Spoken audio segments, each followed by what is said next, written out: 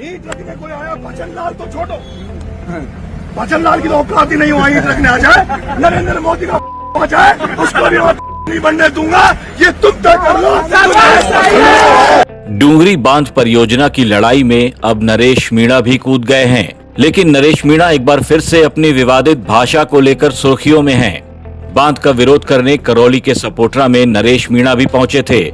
वहां उन्होंने मुख्यमंत्री भजन लाल को खुली चुनौती दे दी, लेकिन देश के प्रधानमंत्री नरेंद्र मोदी के लिए उन्होंने जिस भाषा का इस्तेमाल किया, इसके बाद वो फिर से सोशल मीडिया पर वायरल हो रहे हैं।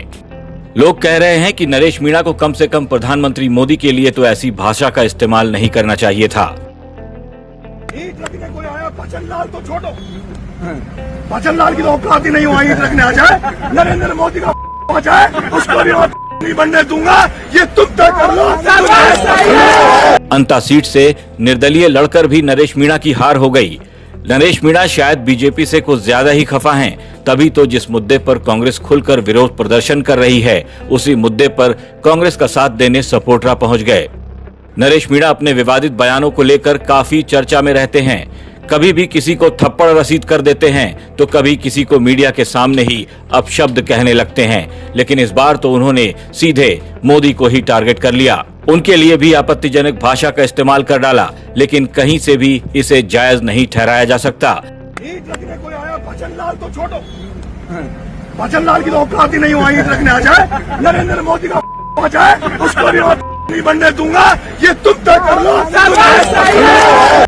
विपक्ष का आरोप है, अगर डूंगरी बांध परियोजना का काम शुरू हो गया तो पूर्वी राजस्थान के कई जिले प्रभावित होंगे। कांग्रेस के नेताओं की ओर से ऐसा दावा किया जा रहा है कि इस बांध परियोजना के बनने से 76 गांव डूबेंगे। सपोटरा में हुई किसानों की महापंचायत में बांध को लेकर महासंग्राम वाले हालात भी बन गए।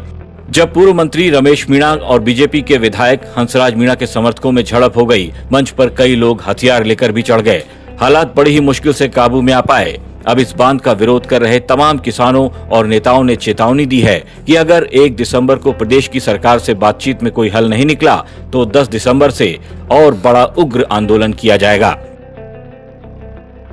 ब्यूरो रिपोर्ट, राजस्थान तक।